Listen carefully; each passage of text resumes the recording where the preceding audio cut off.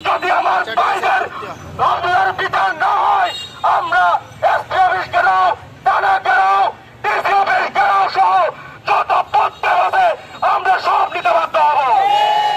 সেই 2 মাস আগের করোনার জের ধরে আমার ভাইদেরকে একটি ব্যস্ততম রাস্তা, যেখানে সৌমাকিনের মতো জায়গা থেকে তুলে নিয়ে গিয়ে হামলা করতে পারে, তাদের আশ্রয় প্রশ্নের মদত থেকে আমরা জানতে চাই প্রশাসনের কাছে।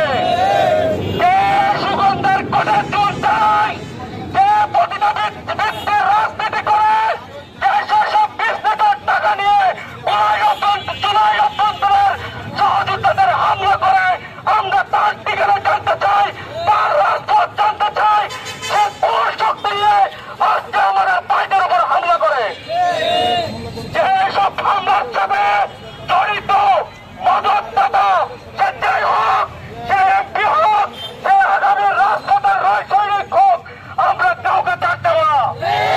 প্রশাসনকে স্পষ্টভাবে জানিয়ে দিতে চাই, কোটের জনের টাকার বাদ দিয়ে যদি আমার ভাইদের রমজানের বিচার না হয়, আমরা এসপি অফিস কেন, থানা কেন, ডিসি অফিস কেন সহ যত পথে হবে আমরা সব নিতে বাধ্য হব। অনৈতিক কর্মকাণ্ড সহ জুয়ার আসর বসেছিল। আমরা সেই খবরের সত্যতা জানার পরবর্তীতে প্রশাসন সহ সেই এলাকাবাসীর সহায়তায় আমরা সেই মেলা বন্ধ করে দিই। সেই মেলা বন্ধ করে দেওয়ার কারণে আমাদের সহযোদ্ধার উপর যে হামলা হয়েছে, সেই হামলার আমরা তীব্র প্রতিবাদ জানাচ্ছি।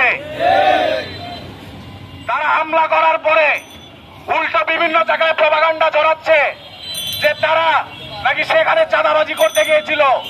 আসল চাঁদাবাজকে, আসল সন্ত্রাসীকে তা কক্সবাজারের মানুষ সহ দেশের প্রত্যেকটা মানুষজন জানে। এই প্রপাগান্ডায় এখন মানুষজন বিশ্বাস করে না।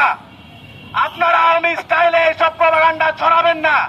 আমি তার তহিন কণ্ঠে বলে দিতে চাই, যারা হামলা করেছ এই জামাল এবং ফয়সালকে আমি বলে দিতে চাই, তোমরা যেই কানে লুকিয়ে থাকো, তোমাদেরকে যেই শেল্টার দেখ, তোমাদের পিছে যেই নেতা থাকুক, তোমাদেরকে দেশের প্রধানমন্ত্রী শেল্টার দেখ, তোমাদেরকে আমরা যেই স্থানে পাবো সেই স্থানে তোমাদেরকে পাকড়াও করা হবে।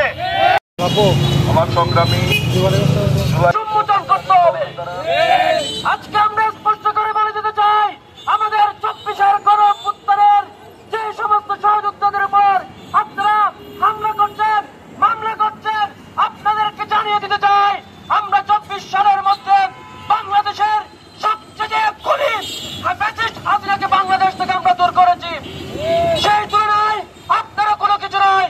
আপনারা যদি আমাদের 24-এর ভারতের উপর যদি আপনারা যদি আঙুল তুলেন, তাহলে আপনাদেরকে দাঁত ভাঙা জবাব দেওয়া হবে। আমার 24 আন্দোলনের ভাইদের উপর নির্মম ভাবে হত্যাযজ্ঞ চালাচ্ছে, আমরা এটা মেনে নেব না। আমি স্পষ্ট করে বলে দিতে চাই, আজ এখান থেকে নতুন করে একটি বিপ্লবের সূচনা হবে, যেটি হবে পুরো বাংলাদেশের জন্য রোল মডেল। যদি আমার কোন ভাইদের উপর রক্তচক্ষু দিয়ে চালানো হয়, আমরা কোনোভাবে এটি মেনে নেব না, মেনে নেব না, মেনে নেব না। এই কক্সবাজার জেলার প্রত্যেকটা জনসাধারণ থেকে শুরু করে, প্রশাসন থেকে শুরু করে, জেলা প্রশাসন থেকে শুরু করে প্রত্যেকেই জানে এখানে নির্দিষ্ট একটি সিন্ডিকেট কি করে বেড়ায়, কেন তারা এখনো নিরপরাধ ভাবে ঘুরে বেড়াচ্ছে। আমি চাই প্রশাসন এর জবাব দিক। আগামী 24 ঘন্টার মধ্যে যদি এর বিচার না হয়, সঠিকভাবে তদন্ত না হয়, তাদেরকে গ্রেফতার করা না হয়, তবে আমাদের